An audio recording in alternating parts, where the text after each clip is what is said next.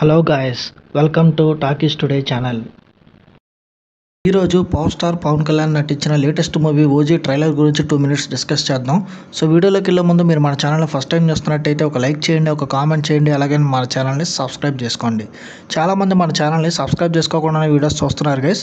మీరు సబ్స్క్రైబ్ చేసుకుని చూడడం వల్ల ఛానల్కి అంత ఎంకరేజ్మెంట్గా ఉంటుంది. సో సబ్స్క్రైబ్ చేసుకుని వీడియోస్ చూడండి. ఇంకా లేట్ చేయకుండా వీడియోలోకి వెళ్ళిపోదాం. Let's get started. Power star Pawan Kalyan garu Sujeeth గారి డైరెక్షన్లో రూపొందించిన లేటెస్ట్ గ్యాంగ్స్టర్ యాక్షన్ మూవీయే ఓజీ.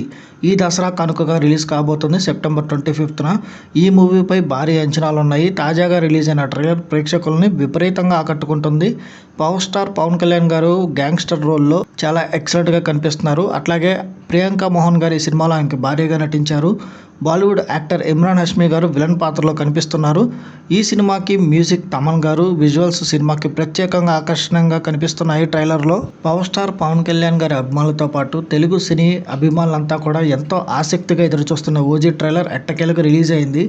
ఆదివారం ఉదయం రిలీజ్ చేస్తామని చెప్పిన టీం తీరిగ్గా సోమవారం మధ్యాహ్నం తర్వాత యూట్యూబ్లో రిలీజ్ చేశారు. మరో 2 రోజులు మాత్రమే సినిమా థియేటర్లో వస్తుండగా ఇప్పటికైనా ట్రైలర్ వదిలినందుకు ఫ్యాన్స్ అట్లీస్ట్ హ్యాపీ అవుతున్నారు. అదే సమయంలో మేకర్స్ ఎందుకు ఇంత లేట్ చేశారని కొంతమంది ఫ్యాన్స్ చాలా ఫీల్ అవుతున్నారు కూడా. ఇంకా ఓజీ ట్రైలర్లోకి వెళ్తే బాంబేలో గ్యాంగ్ వార్స్ మళ్ళీ మొదలయ్యాయి. కానీ ఈసారి గన్స్ అన్ని సత్యదాదా వైపు తిరిగాయనే వాయిస్ ఓవర్తో స్టార్ట్ అయింది.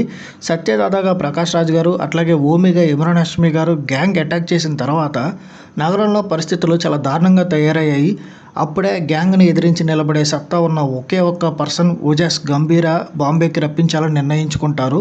తన గతాన్ని వదిలేసి భార్య పిల్లలతో ప్రశాంతమైన జీవితం గడుపుతున్న ఓజీ తిరిగి నేర సామ్రాజ్యంలోకి ఎలా అడుగుపెట్టారు, ఆయన గతం ఏంటి, ఓజీకి ఓమికి మధ్య ఎలాంటి ఫైట్ జరిగింది అనేవి ఈ మూవీలో మెయిన్ పాయింట్స్ అని మనకు ట్రైలర్ చూస్తే అర్థమవుతుంది.